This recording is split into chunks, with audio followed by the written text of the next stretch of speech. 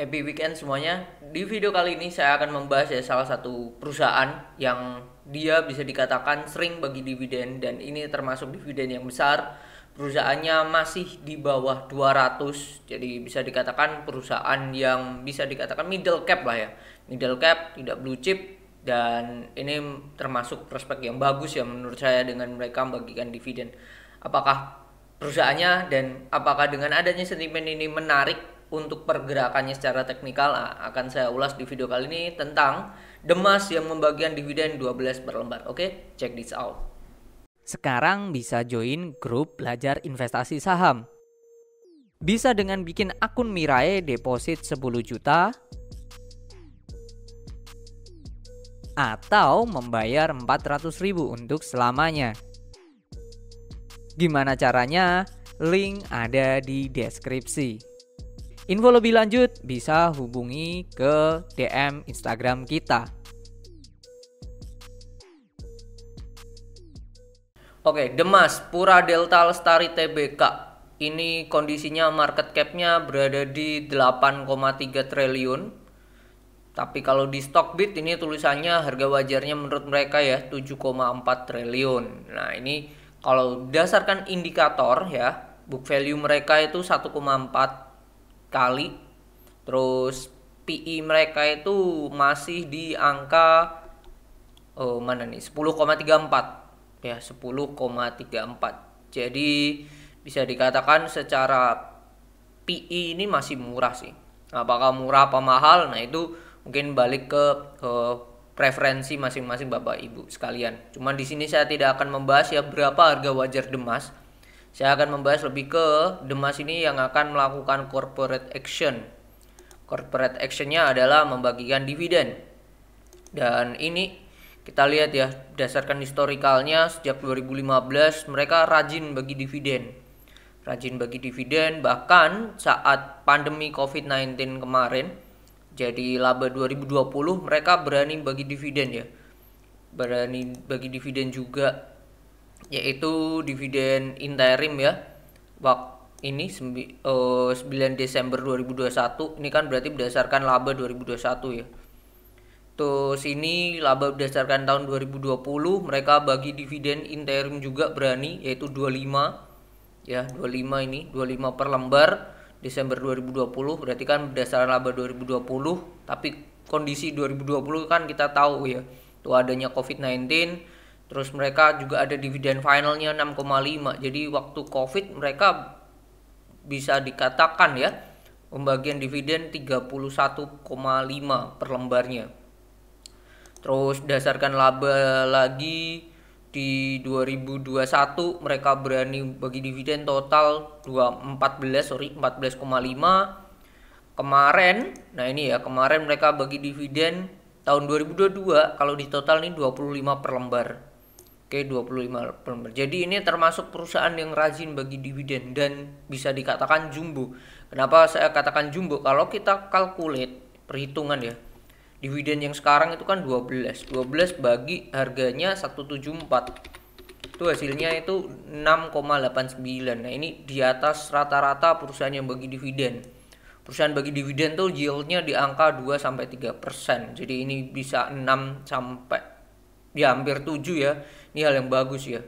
Dan sebagai catatan biasanya yang perusahaan bagi dividen jumbo segini itu perusahaan batubara, sedangkan ini properti. Itu kelebihan dari si Demas itu sendiri. Nah, cuman kalau kita hitung ya berdasarkan dividen tahun lalu. Dividen tahun lalu tuh 25, dengan harga sekarang tuh dividen yieldnya capai 14%. Ini sangatlah jumbo lah ya. Dan saya bisa katakan untuk ukuran perusahaan sektor properti, Demas adalah perusahaan yang sering bagi dividen dan jumbo ya. Ini ya, one of the biggest menurut saya di sektor properti ya. Oke, itu hal sisi positifnya ya untuk si Demas itu sendiri. Oke, kita lihat ya, come date mereka itu di tanggal 8. Oke, come date mereka itu tanggal 8 berarti di Jumat minggu depan, sama dengan Doit yang kemarin saya bikin videonya. Jumat minggu depan dividennya 12, terus harganya sekarang 174. Tadi ya 6% ya. Nah, kita mau hitung juga nih proyeksi dividennya nanti di tahun 2023 ini totalnya berapa sih. Nah, kalau tahun 2022 kita hitung ya. Kita hitung laba mereka kan 1,2 T ya.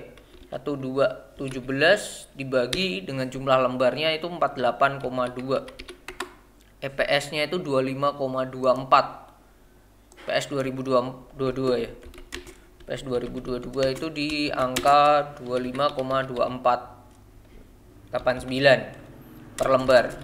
Nah, yang mereka bagikan itu senilai, kalau kita hitung ya, yang bagikan dividen 2022 itu totalnya tadi di angka corporate action dividen totalnya 25.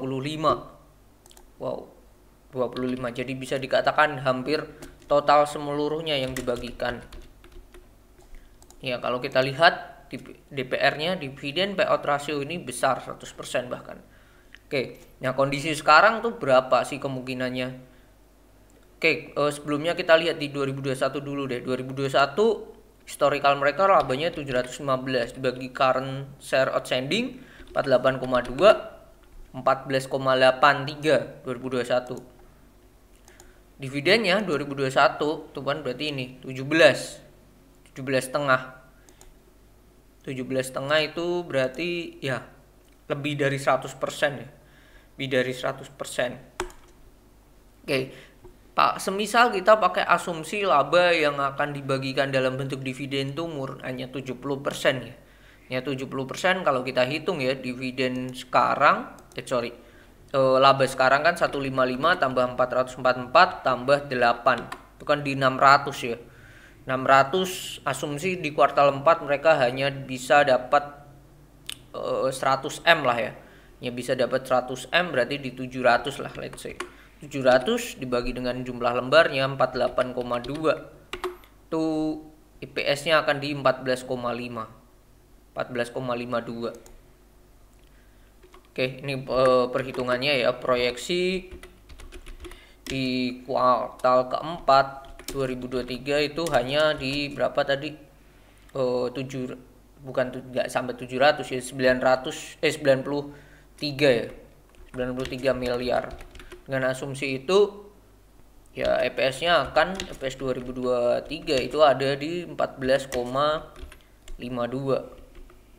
Kalau hal ini terjadi, besar dividennya kita kalikan aja dengan 0,8. Asumsi bagi dividen 80%, yang mereka bagi 11,6. Tapi ini sudah bagi 12. Jadi ini terlalu easy menurut saya ya, proyeksinya terlalu kecil dengan asumsi hanya 93 M.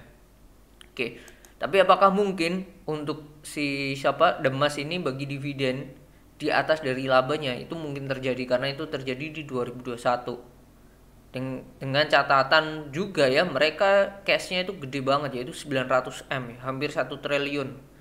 Jadi ini perusahaan yang cashnya juga besar.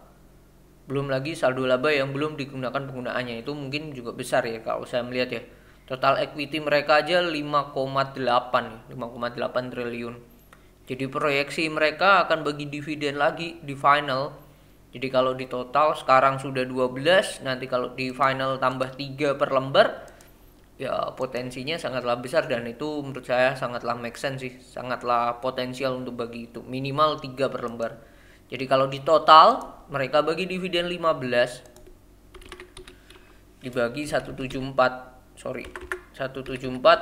hasilnya adalah 8,62%. Jadi ini hal yang menarik, besar banget untuk perusahaan. Nah, kalau kita combine dengan yang namanya ordanya corporate action ini dengan teknikal, kalau kita combine, kita lihat secara teknikal, Demas ini kondisinya memang ya sahamnya seperti ini, sideways gini aja.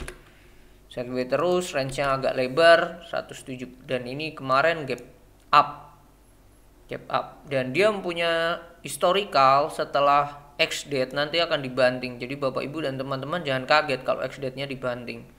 Hal itu sangatlah mungkin banget terjadi. Beberapa kali X-date-nya selalu dibanting. Oke. Jadi tanggal X-date yaitu tanggal berarti Come-date tanggal 8 berarti X-date-nya tanggal 11. Nanti jangan kaget kalau Senin tiba-tiba turun di angka di atas 5%. Itu sangatlah mungkin terjadi untuk si Demas itu sendiri. Jadi kemungkinan dengan adanya stimulus ini potensi dia breakout dari 178 di sinilah ya, range ini kotak warna putih ini besar. Tapi saat ex-date nanti masuk lagi itu juga sangatlah besar. Jadi itu mungkin yang bisa saya share Combine ya. Ini perusahaan yang bagus. Sisi positifnya adalah mereka rajin bagi dividen dan jumbo ya, poinnya itu. Dan nantinya jangan kaget kalau ex-date-nya dibanting, karena dalam technical analysis ada istilah yang namanya history repeat itself. Jadi akan mengulang berdasarkan historical di sahamnya itu sendiri ya, seperti apa. Ya historicalnya mereka saat ex-date ya dibanting. Dah itu aja. Jangan ditanyakan kok turun bla bla bla dan lain-lain, karena itu salah satu sisi resikonya dari perusahaan yang kita kejar bagi dividen. Oke, mungkin itu yang bisa saya share di video kali ini. Menurut saya Demas bagi dividen menarik, tapi apakah beli atau tidak, nah itu kembali ke keputusan Bapak Ibu dan teman-teman. Oke, semoga bermanfaat. Happy weekend dan see you on the next video. Bye bye.